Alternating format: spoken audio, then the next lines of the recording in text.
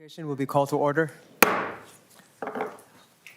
First up on the agenda, we have an informational presentation from the Office of Higher Education on the Direct Admissions Minnesota program. Our testifiers will be Dr. Wendy Robinson as well as Aaron Salisic. So please welcome to the front.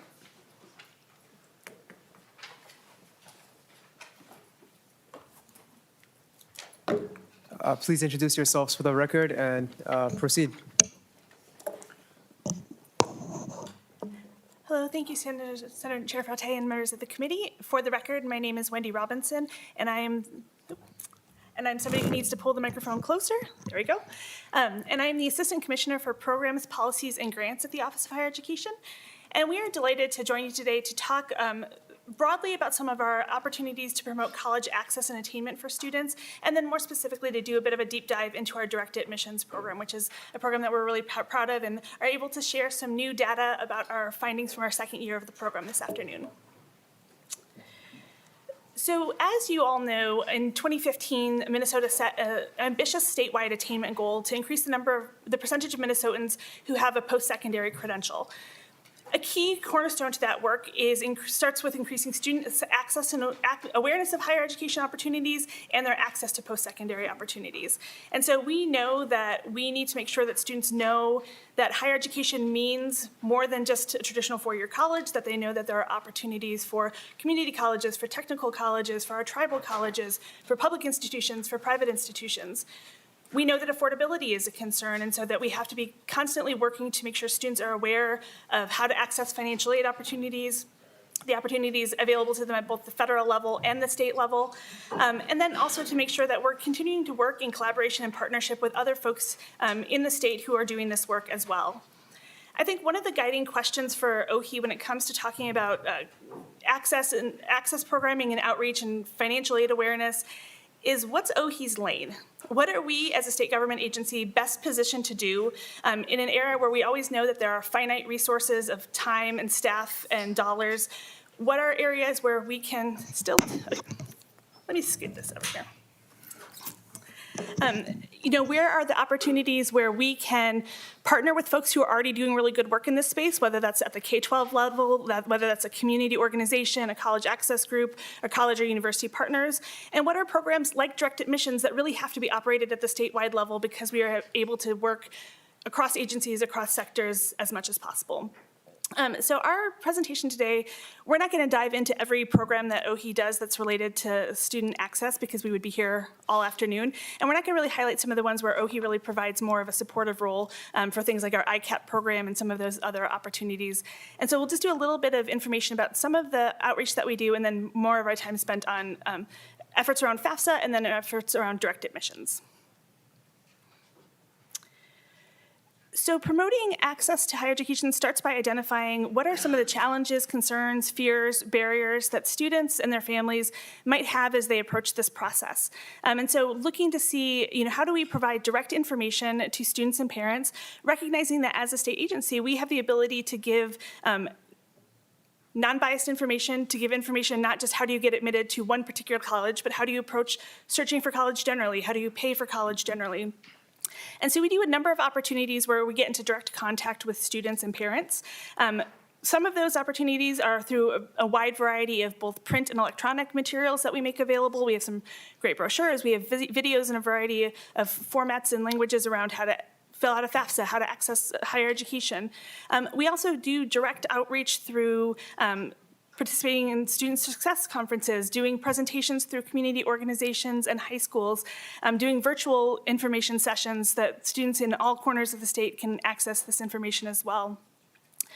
Some of those examples of where we have provided information about how to access college just this year have included doing our Get Ready conference, doing information with Move Forward, which is a program for unhoused youth, attending things like a Native American college fair, also being really out in the public at our state fair booth, attending events like the Hmong New Year celebration, kind of lots of different places where we can go and provide that information around college access. I can tell you, as somebody who has done her fair share of shifts at the state fair, the number one questions that we tend to get asked there are about college costs and about financial aid. And so when we bring our resources, all of our print materials and our resources there, that's the number one brochure that people are grabbing, and that's the space where we do hear the most questions and the kind of the largest perceived barrier, I think, around accessing higher education. We also really enjoy our opportunities to collaborate with K-12 staff, with folks doing college access work through nonprofit organizations, and with folks on college campuses. And so we provide opportunities for professional development, for information sharing, providing logistical and presentation support for schools that are doing, their own FAFSA information night or their own going to college night. Always working with our partners to determine, what are the gaps? What are the things that you need materials about? What are the questions that you're seeing from your students and your families? Where can we provide resources in that space as well? A few other specific initiatives that I'll highlight real quickly. We recently received a grant from the Lumina Foundation called the Connect College Grant. This was partially in response to actually Lumina kind of reaching out directly to us and saying, we really love what you're doing with direct admissions, and we'd like to think about what more you can do around that and what are some additional add-ons that you can do that will help more high schools be able to participate in direct admissions and to continue to advance that work. And so through the funding of that grant opportunity, we are able to fund some high school students to actually do college visits to schools within Minnesota. Aaron and I, my colleague Aaron Salzik, who will introduce himself in a minute, have been going around the state to do regional counselor convenings where we're pulling together groups of high school counselors, providing professional development opportunities for them, helping them get, if they're not already a direct admission school, helping them get equipped to become a direct admission school or answer any questions that they have about that process, talking a lot about financial aid, providing financial aid training and information for those folks. Those have been really, really successful, and we'll be continuing to do those until the duration of the Lumina grant. We also, as you're probably familiar, we do have our Get Ready program, which is funded through the Federal Department of Education through their Gear Up dollars. And this is a program that's designed to serve low-income first-generation high school students to ensure that they have the academic preparation that they need to be successful to make that transition into post-secondary education, and to increase high school graduation rates and then ultimately increase rates of college attainment. We were recently refunded for the next grant cycle, so we're very, very excited about that opportunity. And we will serve approximately 7,500 low-income students across 14 capacity-building schools and then 28 additional schools where we're not based at that school but providing them some resources and support as well. Through our Get Ready program, we provide things like academic tutoring, career exploration, college visits, success coaching, support for completing applications, support for completing financial aid, and giving additional financial aid resources as well. Some of our Get Ready schools are also direct admission schools, so that's really exciting that they're really getting a variety of interventions from the state to really see their students' academic success and their college attainment rates increase. We are accountable to both the state and the federal government for this program, and so every year we're tracking a variety of metrics to see are the interventions that Get Ready are doing, do they work? What students, where are we seeing success? As of our last grant cycle, we saw that 4 out of our 7 partner schools did see increases in their FAFSA completion rates, and then 5 out of our 7 partner schools did see substantially increased college enrollment rates compared to their previous rates. Thank you. I had a quick question. Yes. For the Get Ready portion, it said you served approximately 7,500 students across 14 capacity building schools. Do you have any demographic data around those 7,500 students? So thank you for the question, Senator Fate. We do, but I don't have it with me, but I'd be glad to pull it for you. Or I suspect Nikki might be in the audience, maybe pulling it up for us as we speak. As we have mentioned several times in committee, last year was an enormously challenging year for students wanting to complete the FAFSA, and so we've always had opportunities to try to promote financial aid awareness and financial aid access, and that felt particularly important last year given all of the challenges that existed at the federal level. So some of our FAFSA outreach opportunities that I do want to highlight just quickly include our Ready, Set, FAFSA program. which is a virtual financial aid information session for students and families, where we saw 1,300 unique registrations for our October sessions and 939 unique registrations for our January series. So we're really, the virtual opportunity is great because it really gives us an opportunity to get out past the Twin Cities metro area and to provide that information to students in greater Minnesota as well. We provide ongoing financial aid outreach and training to K-12 and college staff on both the implementation for state financial aid programs, especially with new ones like North Star Promise, and then additional, being that conduit of information for changes that might be coming from the federal level and information around FAFSA Simplification Act and additional FAFSA processing. And then we both directly and then in partnership with other organizations operated several opportunities for FAFSA completion events last year, including information by having financial aid professionals at the state fair, doing having some one-on-one opportunities for students. And then we're going to continue to do FAFSA outreach as well, including our next financial aid event will be in Duluth in next month. So we're looking forward to getting up there. I'm going to transition now to talking about our direct admissions program, unless there's any other questions related to our outreach opportunities. Thank you. All right, well, I am always really excited to talk about direct admissions, and that's good because we get asked about direct admissions all the time.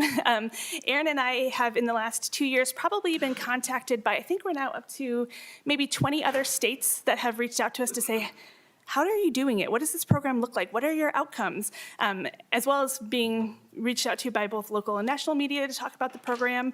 And I think there's a reason that this program gets as much attention as it does. And that's because it's working, and it's also really bringing, I think, a necessary measure of sanity to the college admissions process, which is something that students and families tend to have a lot of anxiety around and have a lot of fear around that will I get in question. Direct admissions is designed to bypass that, to say, like, if you are able to graduate from high school in Minnesota, you have college opportunities. You are college material. And I think that's a really important message for students to hear and to understand.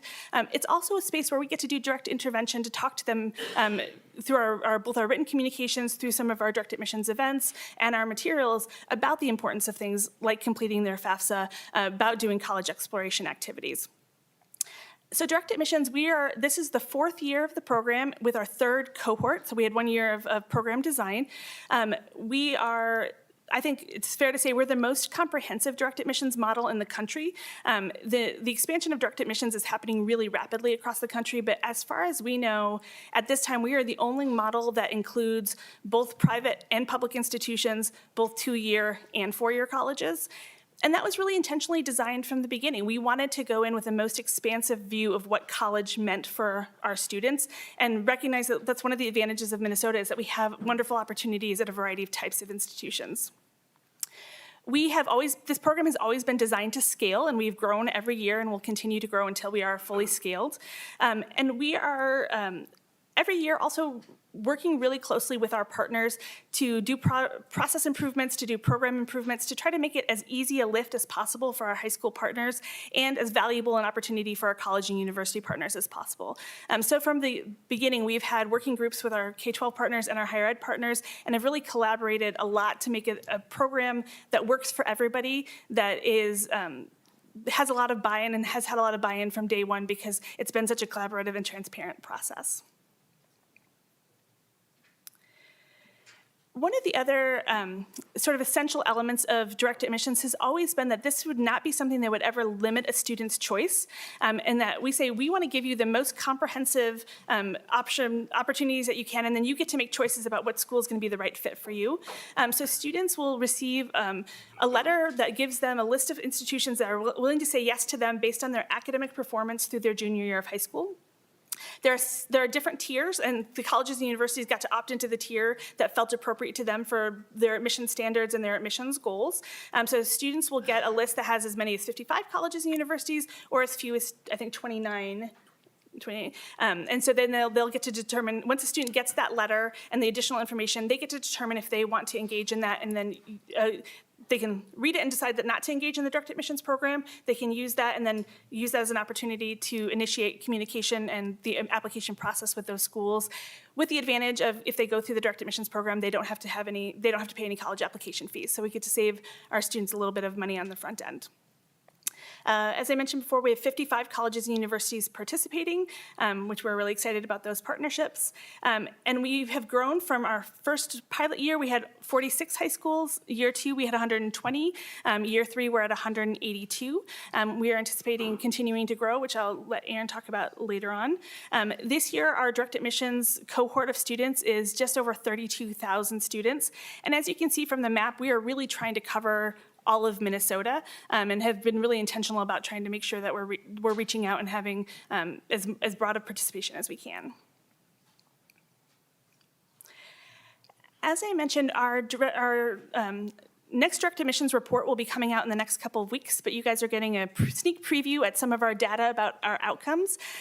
If you'll remember from last year, we had some really exciting findings from our pilot year that showed that students participating in direct admissions were completing FAFSA at significantly higher rates. They were enrolling in college. They were staying in Minnesota. And so we were really curious to see if we would see the same kind of findings in year 2, given that the scale of the program had increased so much. And I'll give you a little bit of a spoiler alert. The news is good. So we're going to continue to talk about the data, but we've seen some really positive trends continue from that first year into the second year. One of the things that we do note is that there'll be a few times where I talk about direct admissions high schools, and then a few times where we talk about direct admissions participants. So when we talk about high schools, we are talking about all of the students who are in that 12th grade who all got a direct admissions letter, whether they accessed the direct admissions resources and participated in the program or not. And when we talk about participants, we're talking about students who got their direct admissions letter, looked it over, made some thoughtful choices, selected the schools that they wanted to engage in. So I'll just try to make sure I'm clear which population we're talking about at a given time. We do believe that students who go to direct admissions high schools still benefit from the program even if they don't engage in their direct admissions process. Partially they're benefiting because they are getting that additional outreach about financial aid opportunities. Partially they're benefiting because some of those students may read their letter and that might motivate them to apply, and then when they apply, they just don't go through direct admissions and they just apply directly, so they're still kind of getting influenced by that process. And they're still ultimately getting that message that you have great options, you are desired by these colleges and universities, you are somebody who is college material. One of the findings that we did see is that for students who, when we look on the column on the we have one column that's the percent of all of the seniors enrolled in direct admissions, and then the column that is the students who are direct admissions participants. And you can see that we have more female students engaging in the direct admissions program than male students, even though there are more male students in the cohort year. That is a finding that is consistent with the first year of the program as well, and it's consistent with what we're seeing with national trends, which is that enrollment levels continue to increase for female students but have been declining for male students.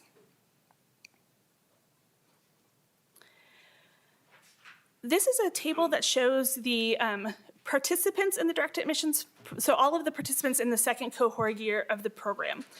And the blue chart is, again, all of the students at the high schools, and then the green chart are the students at those high schools that opted in to participate with direct admissions. A couple of findings that I want to highlight that will be included in the report is that compared to the first year of the program, we did see a slight decrease in the percentage of students who identify as American Indian and white participating in the program. And we saw an increase in participation for students who identify as Asian, Black, or African American, and saw more students in that population engaging in the program. The rates for Hispanic and multiracial students stayed the same from year 1 to year 2. An important bit of context is that because the second year of the program is such a larger pool of students and a larger pool of high schools, it's not apples to apples in terms of the demographic comparison. So the second year of the program, the student population overall is a more diverse student population than the first year of the program was. Another measure that we track and we look closely at is the engagement in the program by students who benefit from and participate in the free and reduced lunch program. Interestingly, this year it is exactly equal. The percentage of students at the high schools who are free and reduced lunch and the percentage of students who participate in the program that are free and reduced lunch is exactly the same. And this is actually a nice improvement from our first year of the program. So compared to the previous year, we had more students who indicated that they were eligible for free and reduced lunch, because again, we had a larger pool of students. We had a slightly more diverse pool of students this year. But we also saw a significant increase in program participation of that pool of students. So in the first year of the program, 21% of the students who indicated that they qualified for free and reduced lunch engaged in the program, and this year we had 40%. So the pool got bigger, but the participation also got quite a bit larger as well.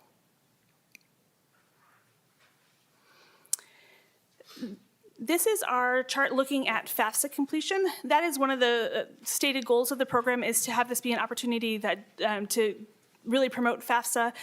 I will tell you, this was one of the measures that I was most eager to see what our findings would be, given what the FAFSA challenges that this cohort of students faced. And so I was kind of like, I'm gonna cross my fingers and hope that we did enough supportive work around that it could overcome some of the FAFSA barriers that were outside of the control of the students, the state, their schools. And so what you can see is, this is looking at all of the students who attended direct admissions participating high schools, and some really nice measurable improvements in the FAFSA completion rate. If we drilled down to just students who engaged in direct admissions, this number would get even higher. But I think it's important to look at the overall for the entire school, because I want to see that even the students who are not participating in the program are still having some positive benefits in this category. And then here is the information around FAFSA completion disaggregated by race and ethnicity data that we have.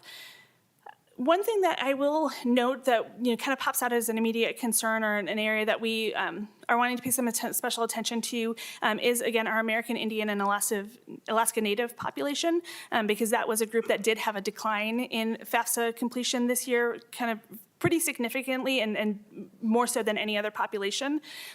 We're going to continue to drill down into that data. I can share that the number of American Indian students from the first year of the program to the second year is significantly higher. So in program year 1, we had 99 students in that category. In program year 2, we had 579 students. And then in this year's program, we have 902 students participating. And so, it's, again, apples to apples comparisons get a little bit hard when your population size changes that much. But I do think it's something that, as we think about opportunities for doing college access work and doing FAFSA and financial aid information and support, to make sure that we're being really thoughtful about serving that population of students, and seeing if we have any gaps if there's unmet needs that we can continue to look at. This is looking at the FAFSA completion rates by looking at students who are free and reduced lunch eligible.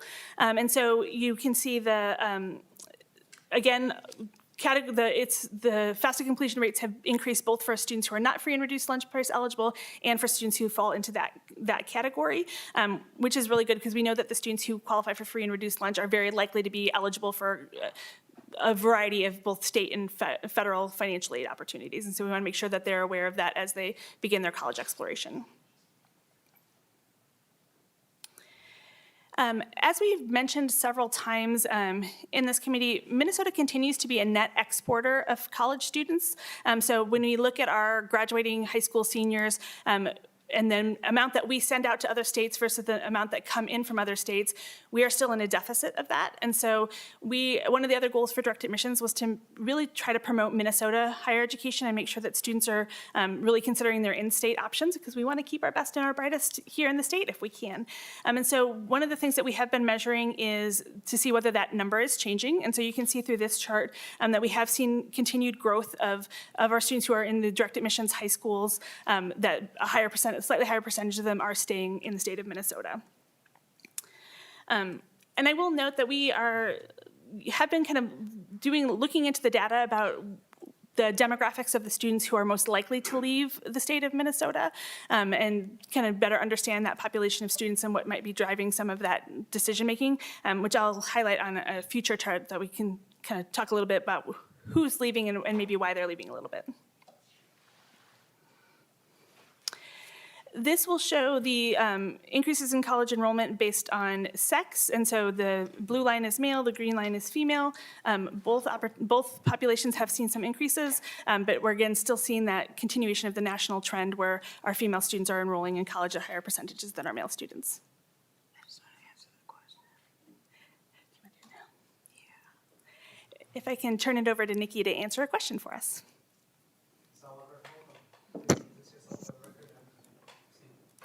Thank you, Chair Fate. And for the record, my name is Nikki Oliver, Director of Government Relations and Community Engagement for the Office of Higher Education.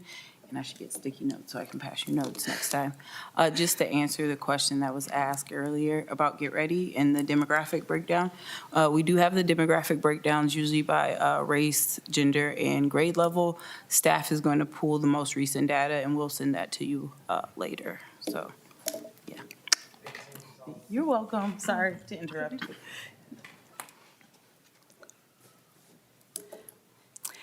All right, our next chart is looking at students who are participating in direct admissions high schools and whether they're enrolling in Minnesota colleges or universities. And then this is again disaggregated by race and ethnicity.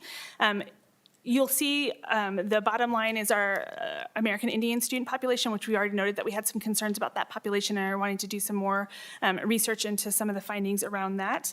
The other thing that you'll note is in the middle, the light blue line that ends with 30%, that is our white student population.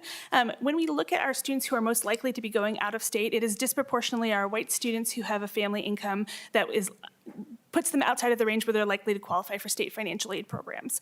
And so when we look at all of our students who go to other states for higher education, of that total population, 83% of those are white students. And so when we kind of look at some of these charts, it's just kind of an interesting, if you look at sort of college going rates, generally you're not, these numbers end up looking a little bit different than sort of overall college attainment rates for high school graduates.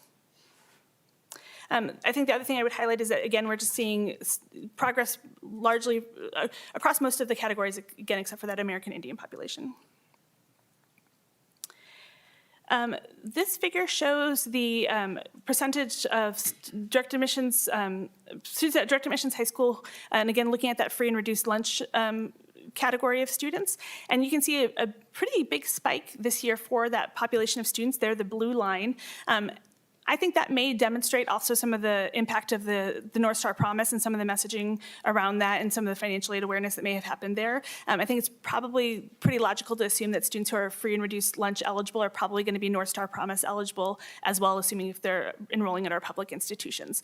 So I think there may, while we'd love to take all the credit for that with direct admissions, we probably should be fair and say that our financial aid outreach and the North Star Promise and highlighting, again, state grant opportunities probably helped with this as well.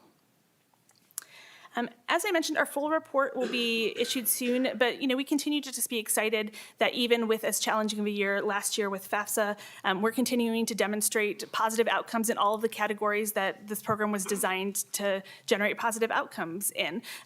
We have continued to have great success in building those collaborations with our K-12 partners. Every year we hear really, really beautiful stories about how impactful the program is to students. And I think every year we get a little bit better at running the program and keeping it streamlined. And we recognize that our high school counselors have a lot on their plate, have some pretty big caseloads. And so we think direct admissions is a great way that we can provide some support to them to give them some additional resources to help with that college exploration part of the work that they do. I'll pause now and then turn it over to Aaron, who's going to talk about where we're at with the program for this year.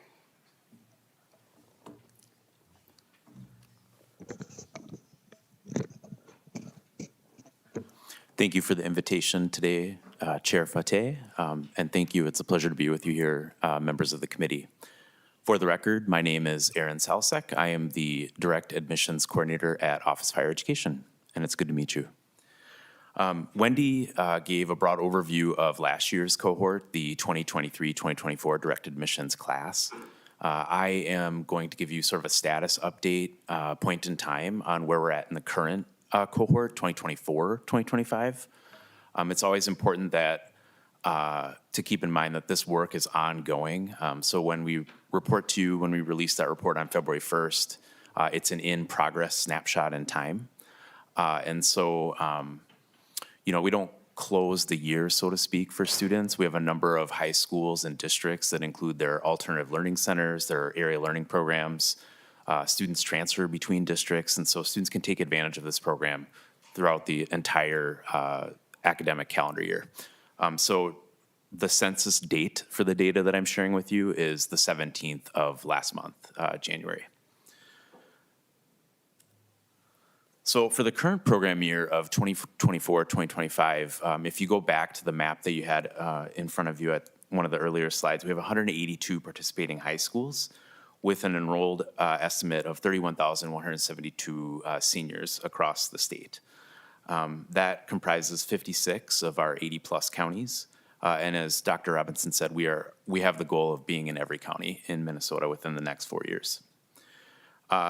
Almost half of enrolled seniors, about 43%, identify as Black, Indigenous, and students of color, and 36% of students are eligible for free and reduced price meals.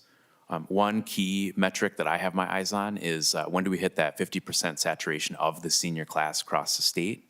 We're really close. We were about 46% this year of the seniors across Minnesota, which is kind of an exciting number. 100 of our high schools are located in the 7-county Twin Cities region, and among students enrolled in grade 12 at participating high schools, 53% are from the 7-county Twin Cities region.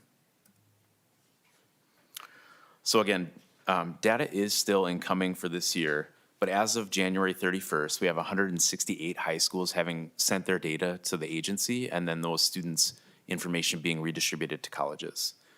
This is 69 more high schools compared to that same point roughly in time last year. And last year's cohort ended at 115 total high schools taking advantage of the program. Also sort of equally exciting, we've received 47,629 requests for proactive admission.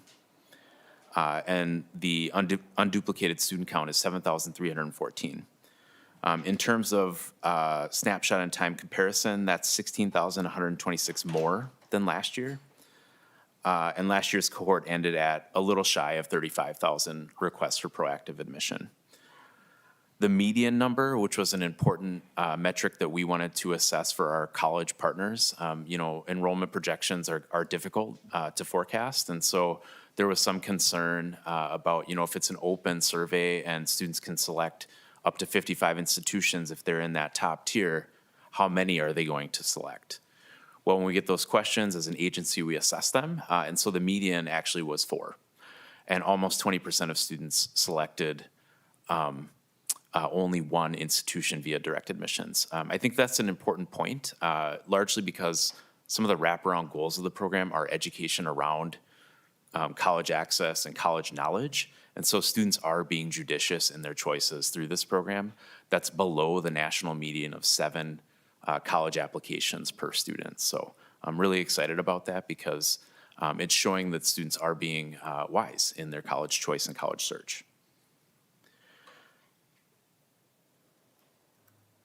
So for this year, again, as of January 17th, this is the rough breakdown of our current cohort.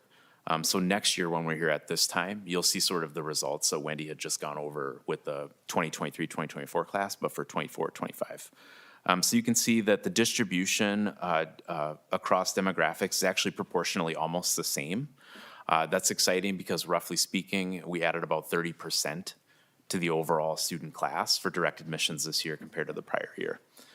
So 14% or a little over 4,000 Black and African American students, 902 American Indian or Native American students, 3%. That 3% is the same as last year, but it was 1% 2 years ago. Asian students, about 10% of the cohort. Hispanic and Latino, 13. White, 56. 2 or more races, 5. And unreported, 1%. So the total cohort of 31,000, you can see that there's a good distribution across demographics. And the same holds for the metric around free and reduced price lunch as well. It's almost the same proportionately as it was in the prior year. So to dive into the request for proactive admission, the 47,000 and continuing requests for admission, the distribution is also fairly similar to the prior year in terms of our higher education partners across the state. So the Minnesota State 2-year institutions are seeing about 38% of overall requests. The 7 Minnesota State universities, 20. The U of M, which again is Duluth, Crookston, Rochester, and Morris, is about 12%.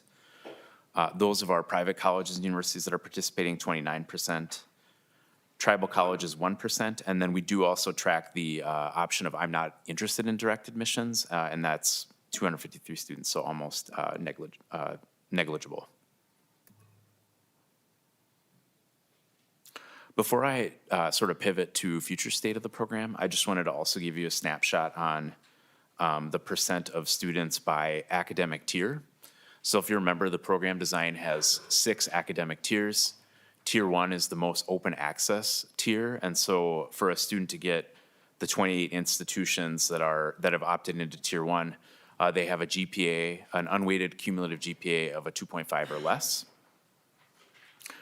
That proportionately is about 17% of students within the direct admissions cohort. Tier 2, which is a unweighted cumulative GPA of 2.5 to 2.74, is 7%, and we have 8 additional institutions opting in at that level. Tier 3, which was 2.75 to 2.99, you have an additional 5 institutions, and it's about 4% of students across the cohort. Tier 4, which has the academic qualifier of the C average letter grade or higher in the core areas of English, science, and math, but the same GPA band as Tier 3, has 5% of the students. For Tier 5, which goes from GPA of 3 to 4, has about 27%. And Tier 6, 3.5 or higher with the academic qualifier again, has 41%. One thing of note, which we'll talk about on the very next slide, but you'll notice that there is, at least by the institutional distribution across the tiers, there's only 1 institution in Tier 4 and 1 institution in Tier 6. We've had concerted dialogue with those 2 institutions about the possibility of removing the academic qualifier of the C average letter grade or higher in science, English, and math.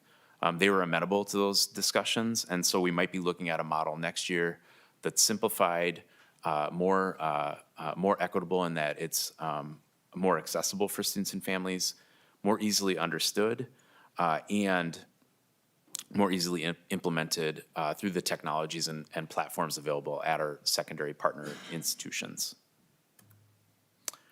So as Dr. Robinson has already mentioned, the goal is to continue to scale. And so we hope to have an additional 100 high schools in next year's cohort, putting us close to 300. We do continue to incorporate private and parochial high schools that have interest in the program. And we'd love to broaden the alternative learning centers, alternative learning programs, district online high schools, tribal affiliated high schools, and competency-based high schools. I'd like to just share that we have an information session with the competency-based high schools across the state next week. And then I've been working very closely with our tribal liaison, Raphael Eubanks, to make sure that we are also supporting our Bureau of Indian Education tribal affiliated schools, as well as other schools that have large Native American and Indigenous student population as well. We continue to make progress and have more streamlined access for both our K-12 and college partners through technology enhancements. For those of you, if you remember last year's report, we had 2 student information systems of the 5 across the state who had direct admissions capabilities within their technology platforms. Really excited to report that at the outset of this upcoming fall, we should have 4 of the 5. And for that 5th, we have struck up some conversation with our colleagues at MDE about the EdFi compliance standards to see if that might be something that could be supported in terms of direct admissions integration as well. We continue to build broader consensus through community collaboration and amplifying the program across college access groups, foundations, and other interested parties. And we'll continue to strengthen messaging around the importance of financial aid, as well as the value of Minnesota opportunities to all of our students and families across the state.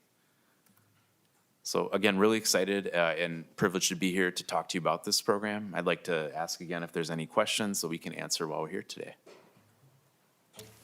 Thank you so much for your presentation. Are there any questions from members? Senator Rarick. Thank you, Chair. Just one quick one in regards to what, on the last slide that we had previous to this. Is there any ability for homeschool kids to access this, or is there any plans in the future to create some access for homeschoolers? Mr. Salsic or Dr. Robinson?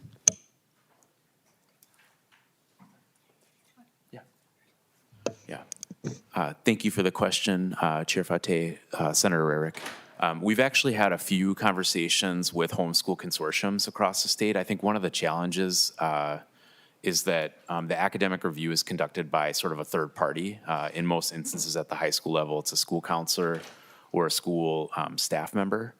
We have yet to sort of find a certifying process for whom that neutral party would be, but we're still exploring those options.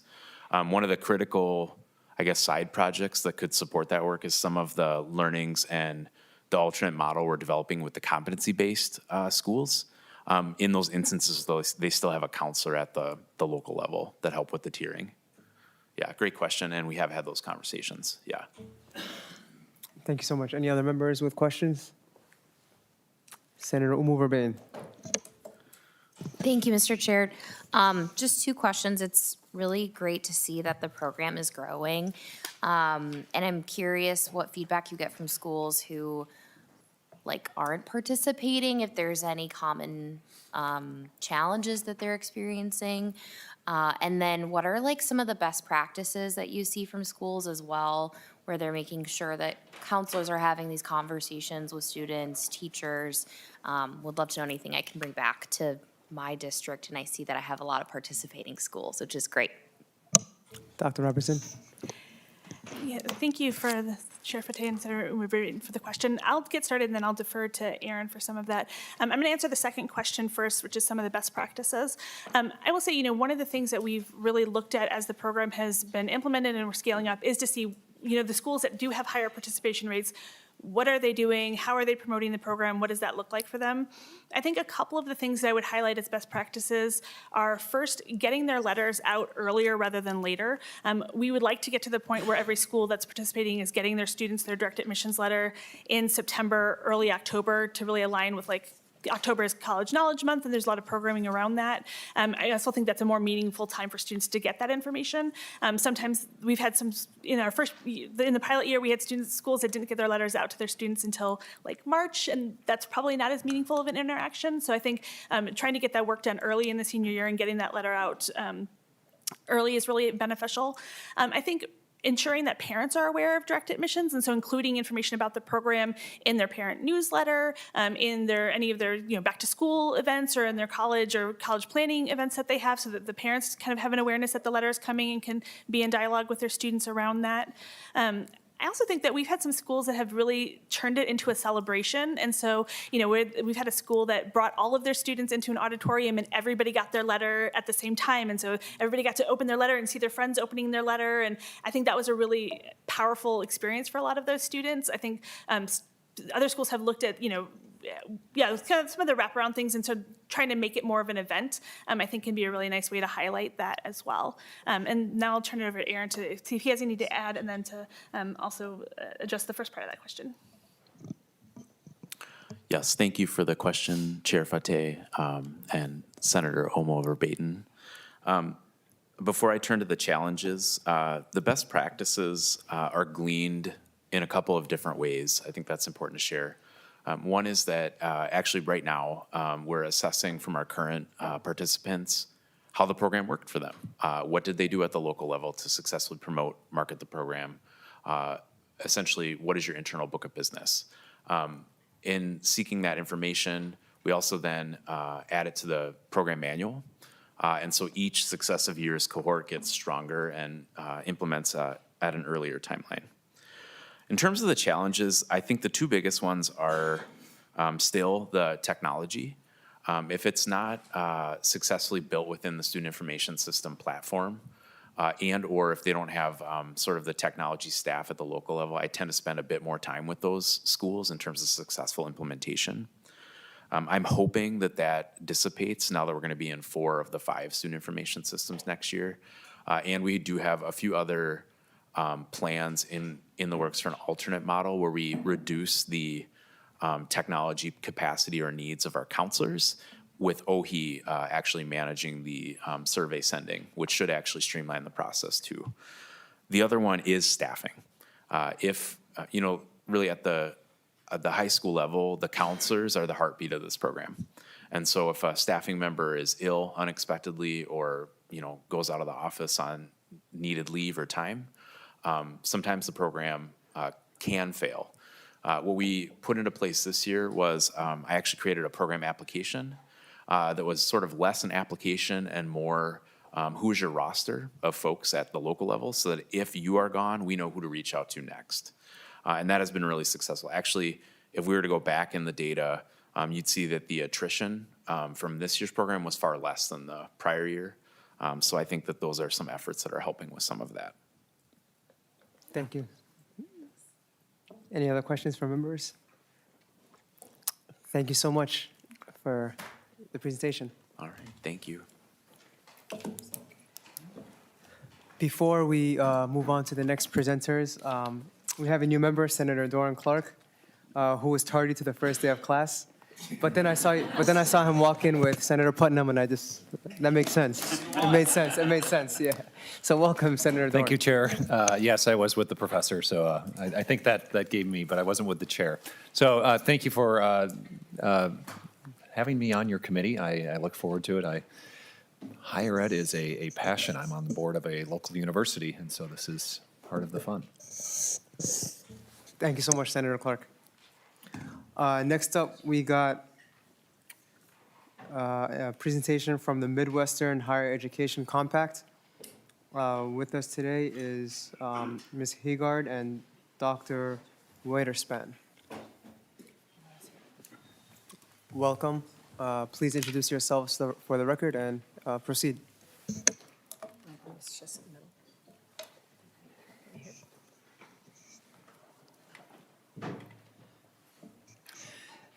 Good afternoon, Mr. Chair. My name's Susan Hegard. I'm the president of the Midwestern Higher Education Compact. I'm just trying to get some clarification whether I need a laptop up here or not. We weren't aware of that, but we've got one. Yeah, the pages are working on it, I believe. Okay, and I think we have the slides for everybody. Did you get this handout? Great, so you've got that. We'll just work from, Do you have a laptop to connect to? yeah, I apologize. What I will add, Mr. Chair and members, while we're getting ready here, is that we've got a packet for you, and in that packet, we've got a highlight sheet that kind of gives you at a high level, the ROI and the benefits to Minnesota. We've got our technology contract user list, so you can see this is the one part of our program where you can use our contracts, whether you're a local unit of government, a higher ed institution, public or private, or a K-12 school district. We also have a user list for our student health insurance programs, and which you don't use in Minnesota, but I don't think. But the Midwest Student State Reciprocity Agreement, MSARA, which is the distance education. In the packets also a terrific report and response to this committee written by my colleague, Dr. Weiderspan, who you'll hear from after I present. And with that, I think I'll just get started on the slides. All right, so on your first slide, I just want to express my gratitude to you for inviting us to present here today. I've spent many days and many nights in this building over 30 years in my various jobs, so it's fun to be back. In my current capacity as leading the compact, this is the time of year when we visit all 12 state capitals in the Midwest. So we've visited Kansas and Nebraska so far, with many more to come. And it's just a terrific opportunity. I really enjoy these visits. I'm joined by a number of folks on my staff back here, and I'm very grateful. I couldn't do my job without them. So our purpose is to work in partnership with our 12 member states. It's really the Midwest Census region to strengthen post-secondary education through cost savings initiatives and collaborative solutions. So I like to say there are two sides of our business. One are our cost savings programs and contracts, and the other part of our business is our policy and our research. We were created in 1991 through the Council of State Governments Midwest Legislative Conference, and I know some of you are quite familiar with that organization. You probably are either involved with them or with NCSL. those two legislative organizations. I have 60 bosses, half of them are roughly legislators, and half of them are higher ed leaders from either campuses or from system offices. And there are about 5 from each state. The annual commitment from each state is $115,000. That's the appropriation, and I want to express my gratitude for that appropriation. It threads through Commissioner Olson's office. On the next page, you'll see some photographs of our Minnesota commissioners. There are 3 folks appointed by the governor and then 2 by the respective legislative bodies. So, of course, Senator Fate, thank you very much for agreeing to be one of our commissioners. We have an open spot on the House side that we're working on. And from the U, we have Rachel Croson, who's the provost, Commissioner Olson from the Office of Higher Ed, and then Chancellor Olson from Minnesota State. So we've got nice representation. Then we have an alternate commissioner, Paul Sirk-Vanek, to kind of fill out the dance card with that perspective on private colleges. Following that slide, the max value to Minnesota. So like I said, we have 2 sides of our business: technology, hardware, and software and services, student health solutions, and insurance programs. On the hardware, software side of things, the savings really arises because there's about a 10% savings that you get when you do the bulk purchasing on the contracts. But the real savings that adds up is that we stand in the shoes of the state and the contractor, because we're written into state statute. We're an instrumentality of state government. So we can do the RFP, and we can do all that work on the contract. And then whoever wants to use the contract can tailor it as they see fit. President Haggard, would you like Yes. us to pause so that the pages can connect the laptop? That'd be for the great. Thank you. presentation? Thank you.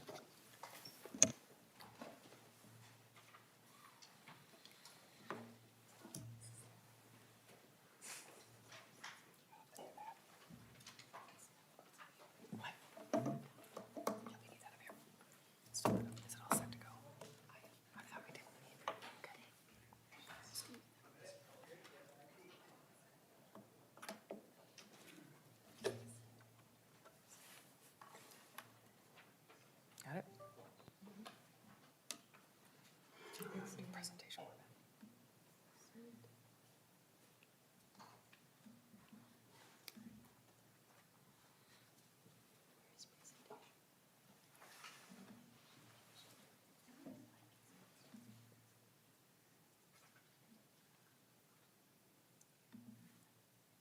There you go. Okay. Can they see it? Yes, for you. Can they see it? Okay. Are you good? All right. Thanks for your patience. All righty. You can hear me okay? Great. All right. So moving on, I guess I should back up for a second. And for those of you that aren't familiar with what a compact is, a compact has its roots in the Constitution. It allows a state to do business with one or more states without the federal government's involvement, unless you're bumping up against the work that they do, so transporting nuclear waste, things like that. There are compacts for hunting, fishing, dentistry, nurses, you name it. So we're a compact focused on higher education, and we were founded back in 1991. There are 4 regional compacts total. There are 3, one in the West, one in the South, and one in the Northeast, and we are in the Midwest. Anyway, we like to talk about our ROI. So for FY24, the cost savings for Minnesota, $9.26 million in total annual savings for the colleges, universities, school districts, state, and local government. And as I mentioned, on your, we've got the user list available for you. That comes out to be about an 81-fold return on your membership commitment of $115,000. You, as a state, have saved $2.33 million on technology. The biggest contracts used in Minnesota are Dell, Oracle, Xerox, Campus Guard, and others.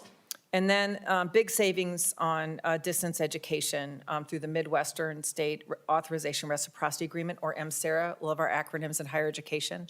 But really, the easiest way to describe that is if you wanted to offer an online program as an institution, public or private before, you had to register in every state where you wanted to offer that program.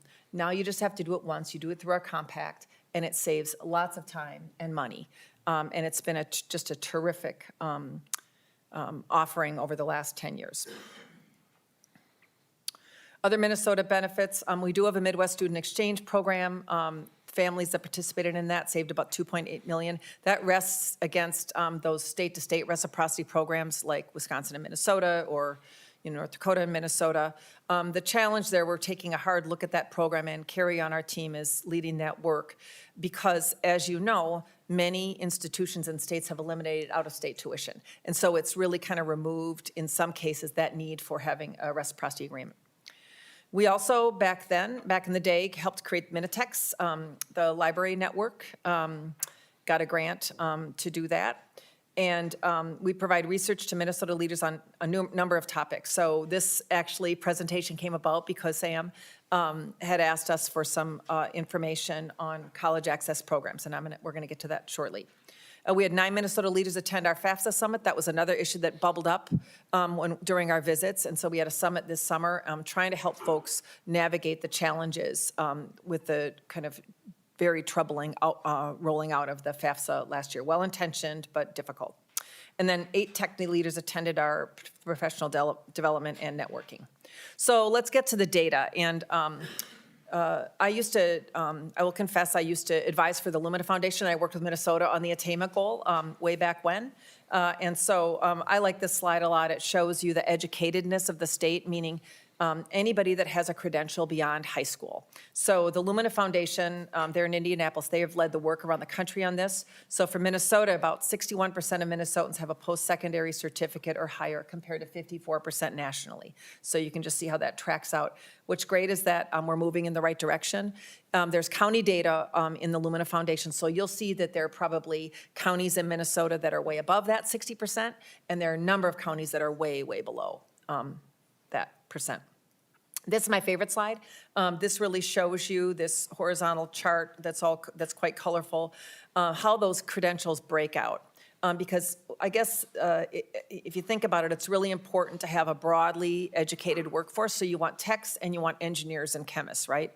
And everything in between, depending on your particular industry. So the royal blue is 6% of folks don't have a high school diploma, 21% orange have a high school diploma, 13% of some college and no credential. One of the big challenges there is, as you know, one of the most difficult things for a student is when they have not completed something that they've started and they go into debt. So they don't have anything to show for it and they have debt. And I know that you've had hearings on that. So that would be sort of what that would represent there. The violet and the green would be certifications, then 2-year degrees, 4-year degrees, and beyond. Then what we try to do with these slides, we're not trying to kind of boil the ocean, but show you from several different important perspectives what the state looks like. And we do the same presentation pretty much in every capital, but it's tailored. So in terms of enrollment, this is data out of the Midwestern Compact, WICHE. High school graduates are projected to decrease in Minnesota over the coming decade, with decreases for white graduates and increases in underrepresented graduates, non-white graduates. So that's very similar across the Midwest. The overall population's flattening out or dropping. The white population's dropping faster than the overall population, and the part that's growing are folks that are non-white. Then with respect to enrollment, undergraduate enrollment at Minnesota public 2-year and public 4-year institutions, this is an average, has declined since 2010 and 11. So that also is a fairly common trend across the Midwest. Now, there's a 2-year lag in this data.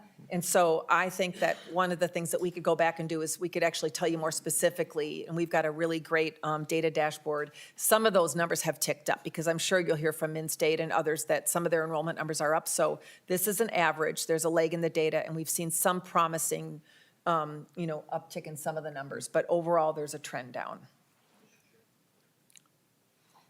Senator Duckworth. Thank you, I appreciate it. And we did have OHE in here earlier that told us they were beginning to see some uptick in enrollment. Do you know, are other states in the compact experiencing that, or does that seem to be just in Minnesota? Just curious if you have any awareness of that. President Higard. Mr. Chair, Senator, that is a trend that we're seeing in some places. So it's good news. There's always that data lag, so it's hard to, actually show that, especially when there's an average. But yeah, we're seeing some trends in a positive direction. I think the question is that going to stick? Is it kind of a blip, an aberration, or is it something that's sustained? Okay, this slide shows that more students migrate out of Minnesota than migrate in. We just show border states here because that's probably where most folks end up going. So the net in, and this is just a year out from graduation, so keep that in mind. The net in-migration of high school graduates who enrolled in a post-secondary institution within 12 months of graduating from high school or receiving a GED or a GED diploma or graduating from high school. So Minnesota, you know, we're an exporter, but as you know, a lot of those folks might go to NDSU or they might go to Madison and they tend to come home. There's a great project. I know the Office of Higher Ed is engaged with the Census Bureau. It's called PSEO, not Post-Secondary Enrollment Options, but it's PSEO.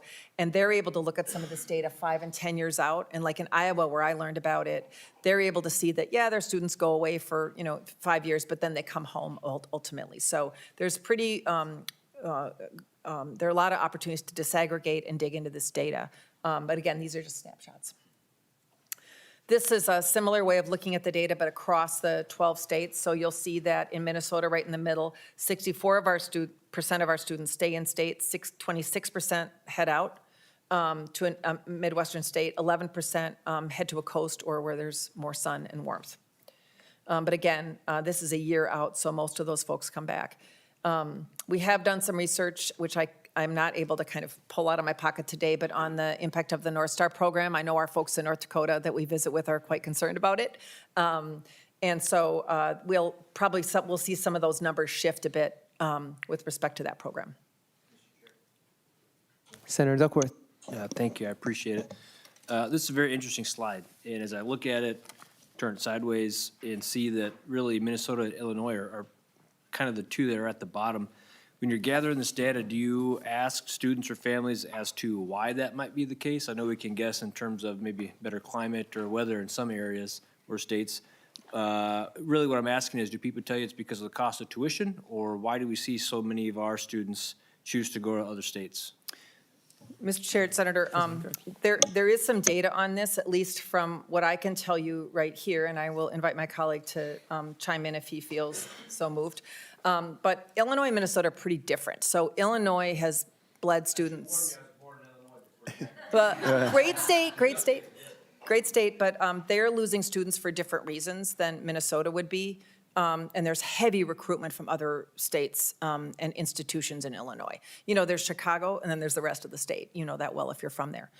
Minnesota, though, I think what happens is with we're a large population center. We have a much larger population than our border states. And so our students tend to, want to have a different experience, and try something else.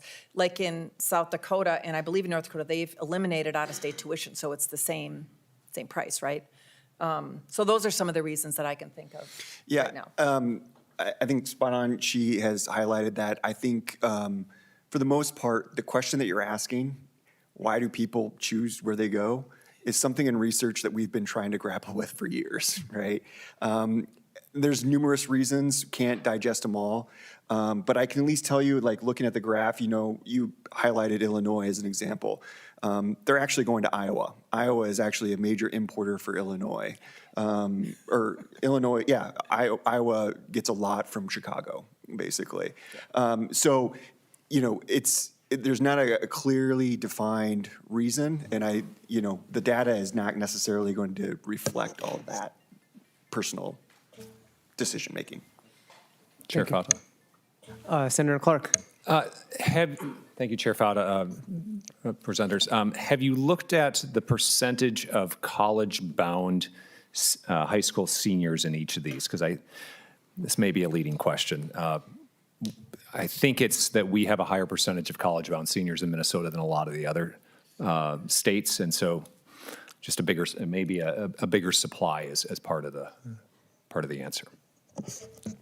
President Hager. Mr. Chair and Senator, yes, we've collected some of that data at the office. Like I said, we have a larger population. We have a higher attainment than our neighboring states.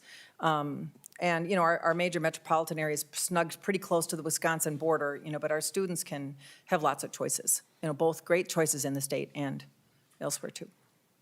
But if you'd like more information on that, my folks are taking notes, so we could get back to you on that. Yes, please. Great. Then we have a slide on net price, and so again, there's a lag in this data as well. So this wouldn't yet reflect the North Star, the Promise program. But for two-year college prices, the average net price, and that's where you pull out, the financial aid, et cetera, for low-income students. So we decided to take two groups. Those are their Pell eligible at about 30,000, and then students from families of 110 or more. So your average net price for low-income students at Minnesota public two-year institutions is higher than the Midwest and national averages, but lower than South Dakota. So you can look across there, and in some cases it's a lot, and in most cases it's not as much as you'd think. For the students from higher income families, it's a little bit closer. But I think the question is, with the additional investment in financial aid as well as the North Star program, would that look different? For four-year colleges, the average net price for low-income students at Minnesota public four-year institutions is lower than the Midwest and national averages, and lower than Iowa, North Dakota, and South Dakota. So you can see the same thing. The blue is 30,000 Pell eligible, and then the orange would represent families from 110 or more. With that, I am going to hand this off to my colleague, Dr. Wiederspan, and we really feel that the data shows that investing in student success programs, you may disagree, among you about which ones make the most sense, but, they do have, the good ones do make a difference. My daughter's in the back, and she's with College Possible as an advisor right now. So with that, my colleague, Dr. Wiederspan. Thank you, everyone, for letting me have the opportunity to come speak to you today. As Susan was mentioning, over the past year, MEC has been really doing a wonderful job in examining FAFSA completion and what are sort of the activities that states need to do to help encourage students complete that form. And as sort of a spawn off of that, one of your staff members asked, okay, what are other states doing with regards to helping promote college access within their states? So the brief that we have prepared, and there is an updated version for you that we've included some additional information about Minnesota in some of those tables. But the intent was just basically to show you what are some of the things that states in the Midwest are doing, okay? But before I do all that, and especially we had a presentation from the Office of Higher Education, I think maybe it's also really important to at least give you some research insight into why some of these states are doing these activities and why are they doing some of their activities in and helping promote college going within their schools. So really what I was doing is I've taken a look at what is the research found with regards to effective school counseling for college going. Please note that I'm talking about college and post-secondary education. I'm using those terms interchangeably. So really what we're looking at is 6 different kinds of interventions that can happen at a high school, okay? Now, we're not necessarily looking at interventions on the academic side, right? So, I'm just trying to think of dual enrollment as an example. Really, we're more focusing on what are the counseling and advising that can take place within a high school. And really what we did is we're taking a look at 6 of them. The first one is information-only interventions. Okay, information-only interventions are considered like light touch interactions with students. Believe it or not, you probably get bombarded every day with light touch interactions and you don't even know, like a commercial. We could say a commercial is an example of a light touch interaction, right? In general, what the research has found is that sending general college-related information or just hanging posters about a financial aid program is not very effective in helping promote college enrollment and FAFSA completion. But what is very beneficial is providing personalized information about financial aid options and eligibility has been found to increase enrollment in high-achieving low-income students. In particular, I'm looking at a study that was done at the University of Michigan. They sent a personalized letter to every single student that had a qualifying ACT and SAT that essentially guaranteed them admission to Michigan. And they sent them a guaranteed letter saying, hey, we noticed your ACT, SAT score. Based on this, if you came to Michigan, you would go debt-free. And that was very effective because it was very personalized information specific to that individual. Another thing that's being very common lately is the use of text messaging, right? Text messaging is also another form of light touch intervention, and it provides students and families with reminders and information about the college going process and the FAFSA application. On a small scale, text messaging has been found effective in targeting specific populations and helping them with the FAFSA completion and helping them with the college-going process. Once again, this is a very personalized, specific text message that goes to an individual. Whereas if it's very broad and it's done at national scale, the studies have been done, they haven't been really found to be very effective. Here's a good example. If I sent you a text message to say, oh, I noticed you're going to college. Have you filled out your FAFSA? Talk to your high school counselor.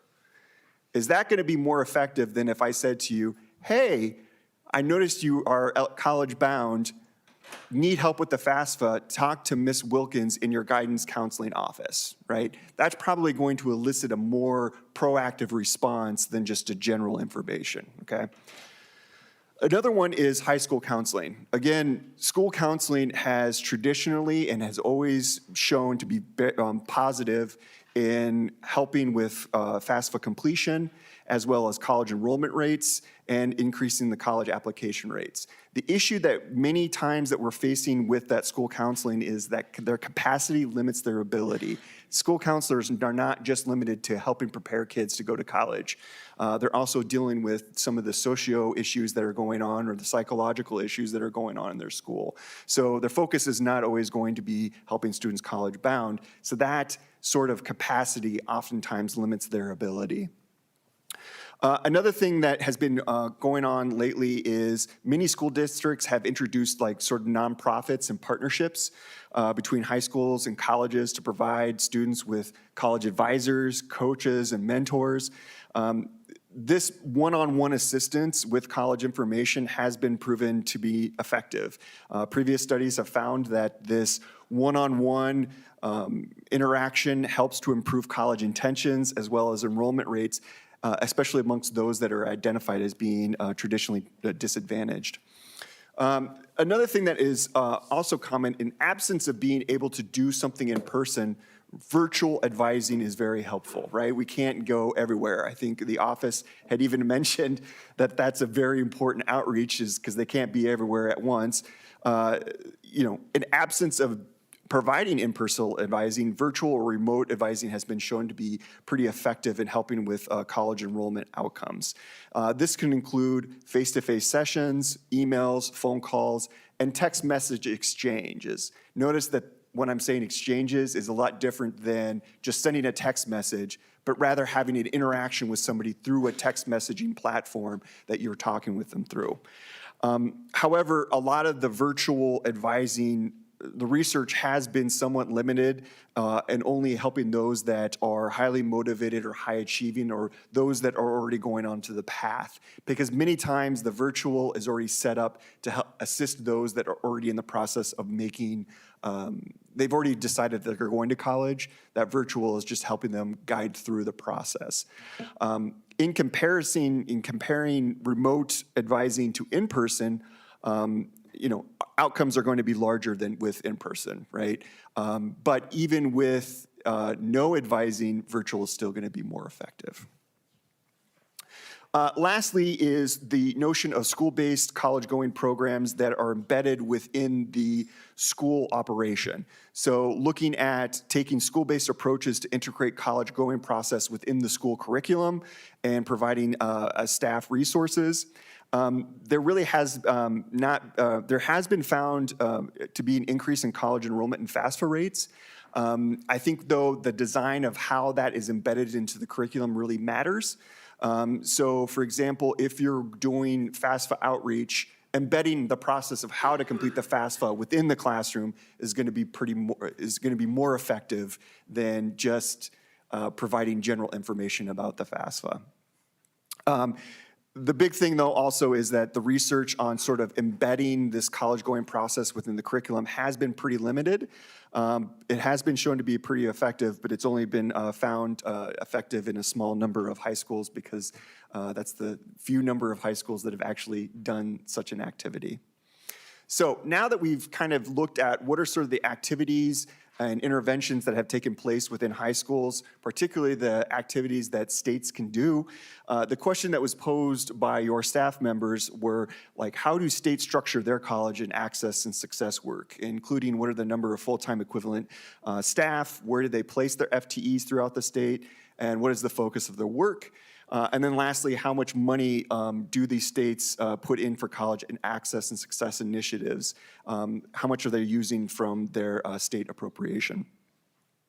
To do this, I was really excited because no one does this. No one's really done a study, or no one's really kind of examined on a state-by-state basis of how states are using their money for college access and success initiatives. So what MEC did is we developed a survey and we administered it to the 12 Midwestern states. We were very purposeful in targeting this survey to the states that are members of the National Association of State Student Grant and Aid Programs. The Office of Higher Education is a member of NASGAP, is what we call it. But traditionally, that is the office that not only administers all the financial aid programs, but it also is traditionally responsible for the college outreach programs. 11 out of the 12 states responded, so we had about 92% response rate. All the states that responded to this reported overseeing at least one college access and success initiative program. But I do want to note, though, at the time of doing the survey, 3 of the states had implemented a universal FAFSA policy. So having the expectation that the student needs to complete the FAFSA before they leave high school. So Illinois, Indiana, and Nebraska all have a universal FAFSA policy. Michigan, at the time of doing the survey, was currently in the process of planning for an implementation of a universal FAFSA. So that is just something to consider as we're doing this, is that those activities obviously spawned the need for those agencies to do college outreach. Broadly speaking, what are the types of services that your state provides? Minnesota responses were in bold. A vast majority of the states are focusing on the finance aspect of going to college. So this is like FAFSA completion, helping oversee the financial aid program, providing sort of information and support. Less states are providing support in college and career counseling. Minnesota is one of the 3 of the 12 states that is doing that. Virtually no state agency is providing support to students through test preparation. There could be some test preparation done through collaboration that the office is doing, like they mentioned Gear Up. I know Gear Up is probably doing some sort of test preparation, but the overall structure of their agency is not addressing test preparation. And then also there's just outreach coordination and recruitment and helping students go through the college application process. So those are really the types of work that they're doing. What are the activities? And so here's just a list of activities that I found through the survey, and I grouped them together. Again, the activities that Minnesota are taking are in bold. Again, you'll notice a similar trend that a lot of the focus is on the finance aspect, helping students through that finance aspect. But very few states are engaging activities that would support students through the summer. Minnesota and Iowa were the only 2 states that indicated that they are providing that services, but that's a very key service because we want to reduce summer melt, so it's good to see that that activity is taking place in the state. But again, a lot of the stuff that is being developed is for college information, helping students get through the FAFSA. Another key aspect that I also would like to draw your attention to, especially what they're doing here in Minnesota, is providing the training necessary to help high school counselors assist students through the college, or assist students go through the college and FAFSA applications. That's a very key aspect that is taking place here in Minnesota also. Lastly, another common aspect is the maintaining of FAFSA completion dashboards. Now that we have a supposed more simplified form, we do have a more simplified form. It's just the rollout hasn't been as successful, but it's good to know that we can keep track of it in some public fashion. So what are some of the funding activities that are taking place across the nation, or across these states? 7 of the 11 states agencies did report that they are receiving some sort of state appropriation to help their college access and success initiatives. Now, there's significant variation that you'll notice on here, from a low of roughly 640,000 to 27 million. But what really matters, though, is how that money is allocated and doled out. So Kansas, for example, does 27 million. Their agency provides 27 million, but that's actually provided directly to the public institutions themselves. So while the agency may not do direct college access and success work, they pass the money on to the public institutions themselves to take on those activities. Michigan is another example where they have about 21 million, but 20 million of it is a set aside for FAFSA grants and stipends that they provide to their high schools. As you remember, as I mentioned earlier, they're rolling out the new FAFSA, universal FAFSA. Some of that is to help those high schools meet their FAFSA goals. Minnesota uses roughly about 2.6. How they use their 2.6 is very diversified. Some of it is for Gear Up. Some of it is for direct admissions. They've also noted that they use some of that for grants. They provided a grant to one nonprofit to assist in helping students go through the college application process. In terms of funding, Senator in addition, Rarick, yeah, go Sorry to ahead. interrupt you, Senator Rarick. A quick question on that. Yeah. Seeing that the number 7 was fairly common, or 5 or 6, is it fair to say that the 7 states that have agencies that appropriate some type of money are the ones who are involved in programs, and the other 4 are typically doing nothing? I wouldn't say that they're doing nothing. I think what they're doing, those other states are relying on collaboration from other nonprofits to take over, or not take over, but to oversee the college going process within their state. A good example is Nebraska. Nebraska does have a universal FAFSA policy. Their state oversees that FAFSA completion for high schools, but they leverage on a local nonprofit to help them oversee on all the college going process within the state. So, yeah. Let's just say, it is a very wealthy nonprofit. And they oversee all the college going activities for that state, and so the state relies on that nonprofit. So that's the kind of thing that you see in those other states. Is it's not that they don't want to do it, is they're really leveraging more on the nonprofits to take the lead on that.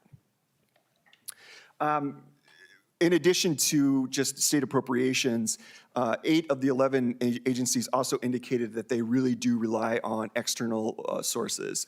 So here in Minnesota, you mentioned Gear Up was discussed. So that is another source of good funding to help promote some of the college-going activities within the state.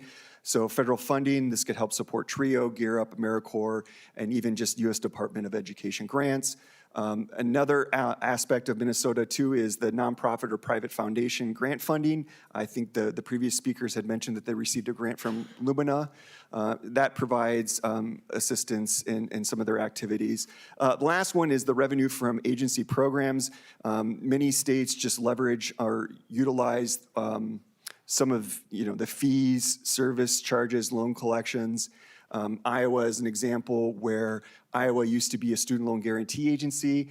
It has an outstanding student loan portfolio, and it can, rely on that student loan portfolio to help subsidize their college-going activities. So,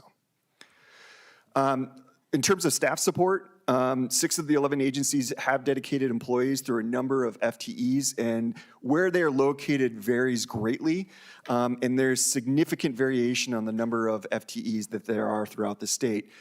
So Illinois, as an example, does have a universal FAFSA, and they have 90 FTEs, right? And 84 of them are distributed across the state that are aligned with the community college district. So a large portion of that FTEs is built in because of their universal FAFSA program. Indiana also has 11, and they work in a central office, and they're distributed throughout the state. Iowa has 20, Michigan has 10, and Missouri has 5. All the states reported that their FTEs are to assist students through the college-going process. So this could be helping with college applications. This could be helping determine which college you go to. This could also involve helping out completing the FAFSAs. Here in Minnesota, Minnesota indicated that they have about 20 FTEs dedicated to college access and success initiatives. They really rely strongly on collaboration with external organizations, and those 20 FTEs are not necessarily 100% funded by the state. That is a mix also of federal and state funding. Like I mentioned earlier, that they're receiving Gear Up funding that helps support some of that work too. So, in general, overview.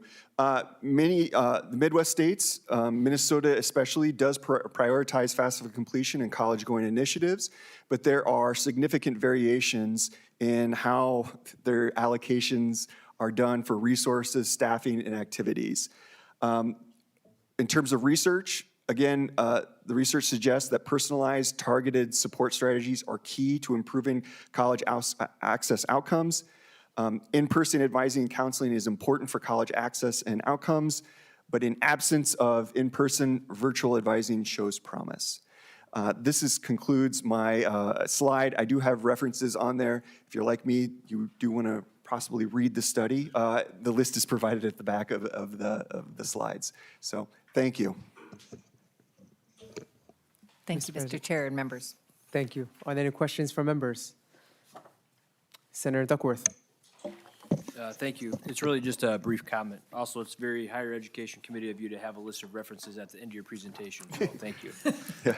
Just briefly, getting back to this slide, which kind of showed, some of the different schools and things. In the future, what might be helpful are some information in future presentations that you do in other state capitals. I would be curious to know of these states that we're kind of drawing comparisons from, because it's very helpful to do those comparisons. I would like to know how many colleges or universities are in each of these respective states. Then also maybe on an annual basis, how many graduates each of those states typically tend to see, whether that's by 2-year, 4-year, whatever, just to kind of help give some context to that comparison as well. Because again, I appreciate the information and thank you for it. In the future, those would be some other pieces of information I think would be very insightful as well. So thank you. President Higard. Mr. Chair and Senator, thanks. That's a great suggestion. We'll follow up with you more directly, talk to Sam as well, but we have a data dashboard. We've got that data for you, and we can share that with respect to Minnesota. I think we'll do is we'll send it to you, and then you can distribute it to your members, correct? Thank you so much. Thank you. Great. Any other questions from members? Thank you so much for your presentation. Thank you. Thank you. Sorry about the mix-up on the laptop. No, thank you. And we'll do it next time.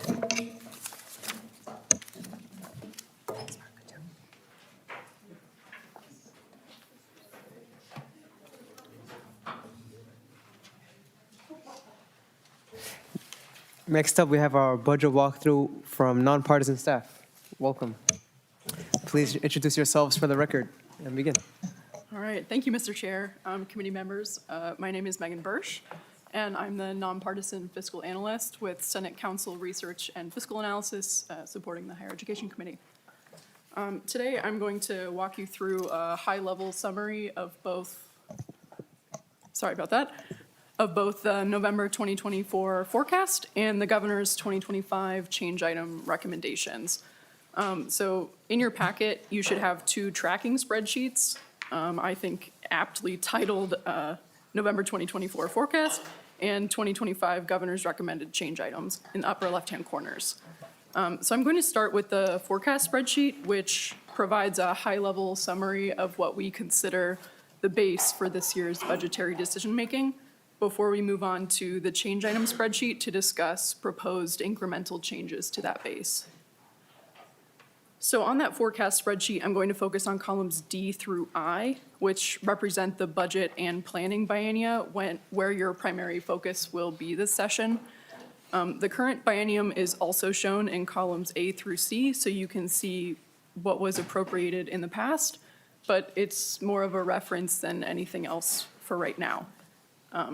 As a reminder, all numbers are in thousands of dollars. I don't think we ever did a committee jurisdiction walkthrough, so I'll just remind you that the higher education budget jurisdiction includes the Office of Higher Education, Minnesota State Colleges and Universities, the University of Minnesota, Mayo Medical School, and the Higher Education Facilities Authority. And an immediate disclaimer that the numbers in this spreadsheet do not reflect every single dollar that each of these agencies has the authority to spend. And that wasn't my intention here. What they do reflect are the direct appropriations to agencies within the higher education jurisdiction that would come before you in an omnibus bill. So I think it might be helpful to think about it as the foundation of the budget that you are all tasked with building this session. So that's what I'll be reviewing for each agency, starting with the Office of Higher Education on line 6. So direct appropriations to the Office of Higher Education are entirely from the general fund. OHE has a base of $725,141,000 for the 26-27 biennium and $725,194,000 for the 28-29 biennium. And about 75% or so of those totals is for the state grant program and the North Star Promise alone. I also want to note that funding for several of the student grant programs in OHE, including North Star Promise, are transferred directly from the general fund into accounts in the special revenue fund. So the grants themselves are awarded out of a special revenue fund, but because the original appropriation is in the general fund, that's where we track it. So moving on to the Minnesota State Colleges and Universities on line 9. Their direct appropriations are also entirely from the general fund.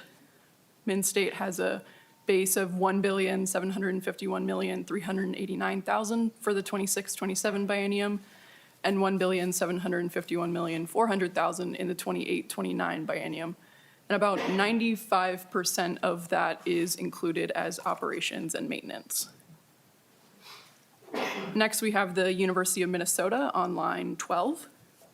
The U has a total all funds base of $1,494,278,000 in each of the 26-27 and 28-29 biennia. And about 90% of that is included as operations and maintenance. Of the total amount, $1,489,964,000 in each biennium is in the general fund, and $4,314,000 is in the Healthcare Access Fund for primary care education initiatives. There were also one-time appropriations in the 24-25 biennium from the Workforce Development Fund for the Center for Nursing Equity and Excellence and from the Family and Medical Benefit Insurance Fund for paid leave. Last but not least, the Mayo Medical School budget on line 18 is made up entirely of direct appropriations from the general fund. Mayo has a general fund base of $3,598,000 in each of the 26-27 and 28-29 biennia. You may have noticed that the Higher Education Facilities Authority isn't on the spreadsheet, despite me saying that it's in the jurisdiction of this committee, and you won't find it on most other tracking spreadsheets either, and that's just because the agency doesn't have any direct appropriations, so there's just nothing for us to track here.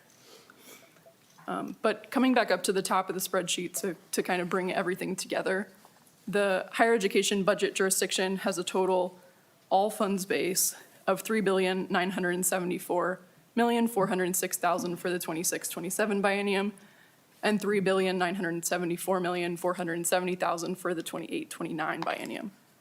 Of that, $3,970,092,000 is in the general fund in 26-27, and $3,970,156,000 is in the general fund in 28-29. This was obviously a very high-level summary. I thought reviewing 19 lines would be preferable to the something like 175 in my more like detailed tracking spreadsheet. But if and when you're looking for more information about a specific program or a line item appropriation, you can either find it in the higher education spreadsheets that are posted to the SCRFA website, or always feel free to reach out to me with whatever questions you have. Mr. Chair, I'm happy to either answer questions members have about the November forecast now before I move on to change items, or I can take questions on everything at the end, whatever you'd prefer. Are there any questions for Senator Utke? Thank you. The offer was made to send out the complete spreadsheet, so we'd have a digital file of that. I'd like that if we could get it. Sure. Thank you, Senator. Any other questions? You may proceed. All right, thank you, Mr. Chair. Okay, so moving over to the 2025 Governor's Recommended Change Item spreadsheet, I'm going to walk you through a high-level summary of the change item recommendations that MMB has identified as having a fiscal impact. So there are no recommended change items for the Minnesota State Colleges and Universities, Mayo Medical School, or Higher Education Facilities Authority. And there are 2 recommended change items for the University of Minnesota, but they're both in the Clean Water Fund, which is in the Environment Committee's budget jurisdiction. So we won't talk about them here today. So really the whole discussion of 2025 Governor's recommended change items today will focus on the 3 items that have fiscal impact recommended for the Office of Higher Education. So the first of 2 items recommended for OHE in the general fund is an operating adjustment on line 8. The governor's recommendation is a $490,000 increase in the 26-27 biennium and a $656,000 increase in the 28-29 biennium. That represents a less than 1% increase to the total Office of Higher Education budget, but because the vast majority of the OHE budget is direct grants and financial aid, I think it might be more helpful to consider it in relation to the agency administration line item, where the recommended increases are a little bit more than 4% in 26-27 and just shy of 5.5% in 28-29. On line 9, the second of 2 items recommended in the general fund is an increase to the state grant program of $15 million in each of the 26-27 and 28-29 biennia. And that adds to an existing base of $450,132,000 per biennium.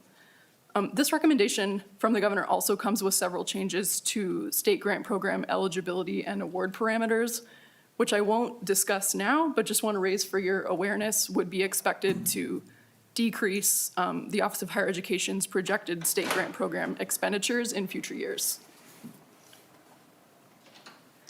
And then the third and final item recommended for the Office of Higher Education is a change to post-secondary institution licensing and registration fees to increase both special revenue fund expenses on line 12 and revenues on line 23 by $682,000 in each of 26-27 and 28-29.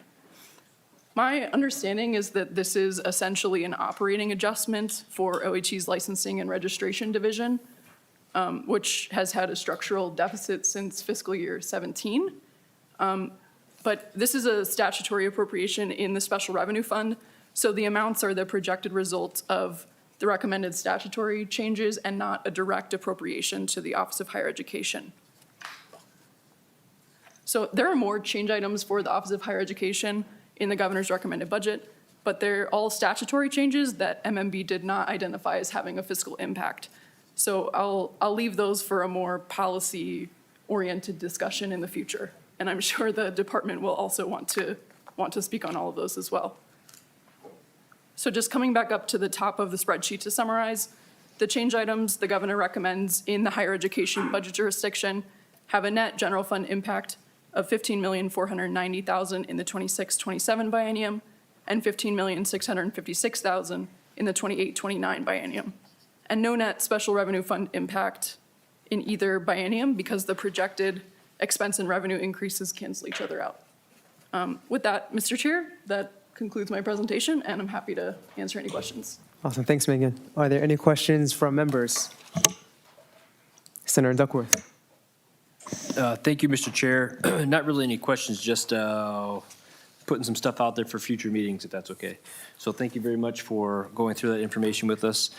In the future, when we talk about this some more, if OHE can come back and let us know, looking at the 15 million increase over the 450 million base, just letting us know what the current state of that state grant program is and how this will likely impact it, or what that's actually going to mean in reality for them, the funds they have, and what they're able to allocate or disperse to students and families would be helpful. And then also, whether it's from them or some schools or whoever can talk about what this institution licensing and registration fee adjustment actually is. At what part of the process will kids be impacted by that? Who's going to pay it? How much are we talking? What sort of an increase is it? Would also be helpful to know. Obviously, things cost money. Our main goal here is to keep it as affordable as possible. So I just would be curious to see how that actually plays out in reality for folks as they're trying to budget and afford college and whatnot. And then there was something that you mentioned after you talked about the base funding and the 15 million proposed increase to the state grant fund. You said something about there's an expectation that OHE would make some adjustments or something down the road. Do you know what I'm talking about? What you said after that? I was just curious if you would expand upon that, please. Megan. Thank you, Mr. Chair. Senator Duckworth, no, so part of the governor's recommendation is parameter changes to the state grant program as well that would be expected to kind of reduce future expenditures in comparison to what OHE is currently projecting. And so not that they would be making the changes, more that they would want to speak on them likely. If I may, Mr. Chair. Senator Duckworth. Thank you. That's very helpful. And I think they may have given us a little bit of a teaser of that in their previous presentation. So that's something that I would like us the opportunity to dive in a little bit more with them as well when the time comes. Thank you. I appreciate it. Thank you both, Megan, and thank you, Senator Duckworth. In the future, we're going to have a full bill hearing on the governor's recommendations once we get those jackets, and we will be able to also hear from the agency as well. So thank you so much, Senator. Any other questions? Seeing none, we are adjourned.